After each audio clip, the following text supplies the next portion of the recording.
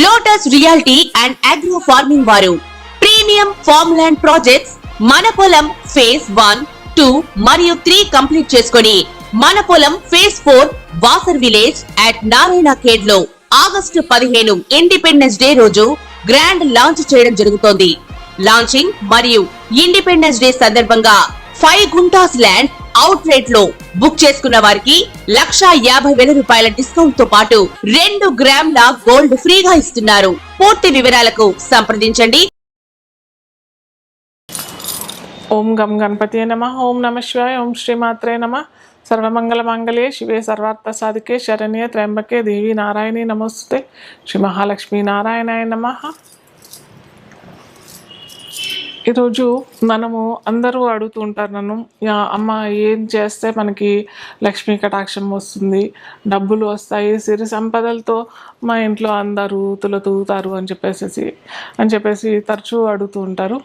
So స్త్రీలైనా పురుషులైనా in జనరల్గా మనం చెప్పుకునేది ఏంటంటే, ఇంటికి యజమాని పురుషుడు కాబట్టి పురుషుడు ఇంట్లో పూజ చేస్తే మటుకు, ఎందుకు పురుషుడు అని అంటాం కాబట్టి అంటే మనకి ఆనవాయితీ పురుషుడే కదా ఇంటికి యజమాని. పెద్ద ఏజ్లో అయినా కానీ ఇంట్లో సంపాదించే వ్యక్తి. ఇప్పుడు అయితే స్త్రీలు పురుషులు ఏకంగా ఇద్దరు కలిసి సంపాదిస్తున్నారు, అది వేరే విషయమైనా కానీ ఏజ్లో అయినా పెద్ద, ఇంటికి పెద్ద కాబట్టి అతను ఇంట్లో పూజ చేస్తే మంచిది. అయితే ఇంకోటి స్పెసిఫిక్గా కొన్ని వారాలు ఉంటాయి, కొన్ని లేడీస్ కూడా చేసుకునే వారాలు ఉంటాయి. అంటే శుక్రవారాలు, లేదా ఇప్పుడు మనకి శ్రావణ మాసం వస్తుంది, శ్రావణ మాసంలో శ్రావణ శుక్రవారాలు, మంగళవారాలు, శ్రావణ మంగళవారాలు, గౌరీ వ్రతం చేసుకునే వాళ్ళు ఉంటారు. ఇవన్నీ వ్రతాలు నోములు చేసుకునేటప్పుడు స్త్రీలు చేసుకోవచ్చు. అది కొన్ని స్పెసిఫిక్ డేస్లోనే చేసుకుంటాం కాబట్టి అవి కాకుండా ఇన్ జనరల్గా పురుషుడు ఇంటికి చేస్తే చాలా మంచిది. ఇంట్లో ఎలా చేయాలి అని అంటే, ప్రతిరోజు విఘ్నేశ్వర స్వామి ఆరాధన చేసిన తర్వాత మొట్టమొదట చేయవలసింది ఏంటంటే, మీ కుల దైవానికి చేయండి. ఇక ప్రతి ఇంట్లో మనకి ఒక కుల దైవం అనేసి ఉంటుంది. మీకు తెలియకపోతే మీ పెద్దవాళ్ళని అడగండి, లేదా మీ సంబంధితుల ఉంటారు కదా, వాళ్ళ వంశవృక్షం ఎక్కడి నుంచి స్టార్ట్ అయిందో అక్కడ వాళ్ళని అడగండి. ఖచ్చితంగా మనకి ఈ ఏమంటారు, ఈ ఆంధ్ర రాష్ట్రాల్లో కాకుండా తమిళ రాష్ట్రాల్లో అయితే ఖచ్చితంగా వాళ్ళు ఫస్ట్ ఇంట్లో కులదైవం ఏదైనా కానీ, ఒక చిన్న అకేషన్ వచ్చినా కానీ ఖచ్చితంగా వాళ్ళు ఏంటంటే ఫస్ట్ కులదైవం చేసుకున్న తర్వాతనే వాళ్ళు ఇష్టదైవం చేసుకుంటారు. మళ్ళీ తర్వాత వాళ్ళు ఏ కార్యక్రమం చేస్తున్నారో ఆ కార్యక్రమానికి మొదలు పెడతారు. సో మనము ఎట్టి పరిస్థితుల్లోనూ కులదైవాన్ని, ఇష్టదేవతని, ఇంటి దైవాన్ని మర్చిపోవద్దు అనమాట. సో అది చేసిన తర్వాత అమ్మవారు లక్ష్మీదేవి ఆరాధన.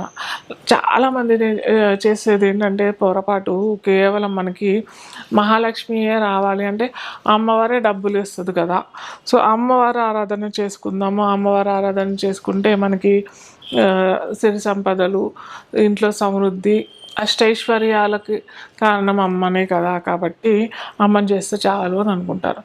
కానీ ఇక్కడ పొరపాటు. ఖచ్చితంగా అందరూ చేసుకోవాల్సింది ఏంటంటే, అమ్మవారితో పాటు అయ్యవారు స్వామిని కూడా ఆరాధన చేసుకుంటే కనుక అక్కడ ఆ ఇంట్లో అమ్మవారు అయ్యవారు ఇద్దరూ కలిసి మన నట్టింట్లోకి వచ్చి సిరి సంపదలు, కేవలం కోటేశ్వరులు అని అంటే, సిరి సంపదలు, అష్టైశ్వర్యాలు అని అంటే డబ్బులే కాదండి. మనకి ఇక్కడ డబ్బులతో పాటు ఇంట్లో మన పిల్లలు సుఖంగా ఉండాలి, వాళ్ళు వృద్ధిలోకి రావాలి, వాళ్ళ ఎడ్యుకేషన్ బాగుండాలి, వాళ్ళ వివాహము, వాళ్ళ పిల్లలు, వాళ్ళ సంతానం, ఇవన్నీ బాగుండాలి. కాబట్టి ఇవన్నీ మనకి ఎక్కడైతే బ్యాలెన్స్డ్గా అన్నీ నెరవేరుతాయో, ఇవన్నీ చక్కగా తూగుతాయో, చక్కగా అందరూ బాగుంటారో, అప్పుడే మనకి సిరి సంపదలు అని అంటాము, కోటీశ్వర్లం అని అంటాము, అష్టైశ్వర్యాలు అని అంటాము, ఇవన్నీ సాటిస్ఫై అవుతాయి. సో ఇవన్నీ ఖచ్చితంగా ఎప్పుడైతే కోరుకున్న ఇవన్నీ తీరుతాయో మనకి లక్ష్మీ కటాక్షం అనుగ్రహం కలిగినట్టే. సో ఏం చేసుకోవాలంటే చెప్పా కదా, ఫస్ట్ ఇంటి దైవాన్ని, కులదైవాన్ని, తర్వాత మీ ఇష్టదేవత, పూజించిన తర్వాత లక్ష్మీదేవి ఆరాధన. లక్ష్మీదేవి ఆరాధన అన్నప్పుడు 2 రకాలు మనం చేసుకోవచ్చు. ఒకటి ఏంటంటే శ్రీ సూక్తం చదువుకోవచ్చు, మహాలక్ష్మి అష్టకం చదువుకోవచ్చు. మహాలక్ష్మి అష్టకం చదువుకున్నప్పుడు పొద్దున్నే స్నానం చేసి వేకునే స్నానం చేసేసి బ్రాహ్మీ ముహూర్తంలోనే పూజ చేస్తాను అని అంటే ఆ టైంలో, అలాగే మధ్యాహ్నం మీరు ఎక్కడున్నా కానీ మహాలక్ష్మి అష్టకం చదువుకున్నా కానీ అదొక పూట అయిపోతుంది. మళ్ళీ సాయం సంధ్యా వేళలో అంటే ఎప్పుడైతే సూర్యుడు అస్తమిస్తున్న సమయంలో మీరు కనుక మహాలక్ష్మి అష్టకం చదువుకున్నట్టయితే ఖచ్చితంగా అమ్మవారు మీకు అష్టైశ్వర్యాలు సిరి సంపదలతో తూగేటట్టు చూస్తుందన్నమాట. అలాగే అమ్మవారిది ఆరాధన చేసుకోవాలి, ప్లస్ అలాగే మహావిష్ణువు. మీకు ఏదైనా మీ ఇష్టం, విష్ణు సహస్రనామం చేసుకుంటారా చేసుకోండి, ఏమంటారు రాముడి ఏమన్నా స్తోత్రాలు చదువుకుంటారా చదువుకోండి, అష్టోత్తర నామాలు చదువుకుంటారా చదువుకోండి. అలాగే చదువుకున్న తర్వాత కొద్దిగా పానకం పెడితే కూడా అమ్మవారు చాలా సంతోషపడుతుంది. ఏంటంటే చాలామంది ఏంటంటే అబ్బో మేము అవన్నీ చేసి మేము ఏమంటారు నివేదనలు చేయాలి, అవన్నీ వండాలి పెట్టాలి అంటే మాకు ఫస్ట్ ఓపిక లేదు, లేదా ఓపిక ఉన్నా కానీ మాకు డబ్బులు లేవు అనేవాళ్ళు చాలామంది ఉంటారు. సో మనకి నీళ్ళలో బెల్లం ముక్క వేసేసి కొన్ని సుగంధ ద్రవ్యాలు వేసేస్తే మనకు అక్కడ పానకం తయారైపోతుంది అయిపోతుంది. ఒక అరటిపండు పెట్టండి, అరటిపండు లేదు బెల్లం ముక్క పెట్టండి, మళ్ళీ లేకపోతే పటిక బెల్లం పెట్టేయండి. ఇలా పెట్టేసేసి అమ్మవారి ఆరాధన స్వామివారి ఆరాధన చేసేటప్పుడు భావన చెయ్యండి. మీరు ఎలా చేశారు ఏం చేశారు కాదు ఇంపార్టెంట్. ఇక్కడ ఏంటంటే అమ్మ మన ఇంటికి వస్తుంది, స్వామి మన ఇంటికి వస్తున్నారు.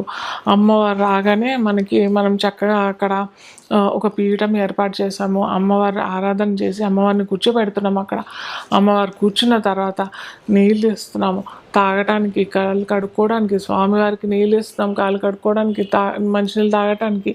అలాగే మనము మన భక్తితో మనం ఏదన్నా స్తోత్రం చదువుతున్నాము, స్తోత్రం రాదు మాకు అని అంటే అమ్మవారికి ఆరాధన, అమ్మని స్వామిని మనము ఆ అలంకరణ చూస్తూ అలాగే అమ్మవారి ఆరాధన చేస్తున్నాం.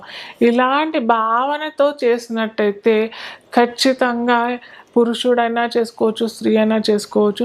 చేసినట్టయితే ఖచ్చితంగా మీరు కోటీశ్వరులు అవ్వటానికి ఖచ్చితంగా మేము ఇది చేయలేము అనేసి ఫస్ట్ నెగిటివ్ థాట్ తీసేయండి. చేసాము చేస్తున్నాము, అమ్మ వస్తుంది, స్వామి వస్తున్నాడు వచ్చాడు, ఇలా మీరు భావనతో చేసినట్టయితే ఖచ్చితంగా మీరు సిరి సంపదలతో తూలుతారు. అలాగే మీతో పాటు మీ తరతరాల పిల్లలకి అటువైపు పిల్లలకి అందరికీ చెప్తూ ఉండండి. మీన లగ్నం లేదా లగ్నం తెలియదు అని అంటే రాశి అనుకున్నట్టయితే మనకి మీన లగ్నం మీన రాశికి అధిపతి బృహస్పతి గురువు. సో వీరికి కూడా గురువారం వీరికి మనం చెప్పుకున్న వస్తువులు కళలు అన్నీ వస్తున్నాయి.